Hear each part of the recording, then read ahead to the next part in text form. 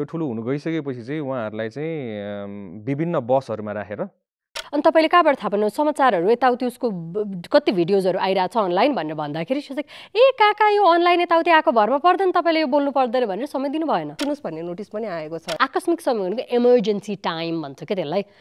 त्यो भनेको यस्तै किसिमको विषयकै लागि बनेको समय हो जुन कुनै पनि सांसदले गएर मलाई यो विषय उठान गर्नु छ मलाई समय दिनुस् भन्ने हो के पुलिसहरू लगाएर पिटियो निकालियो नि बच्चाहरूलाई त्यही पुलिसहरूले चाहिँ आज इन्भेस्टिगेसन गरिरहेको छ क्या देशद्रोही त होइन नि त पैसा तिरेर पढेको छन् सबैजना होइन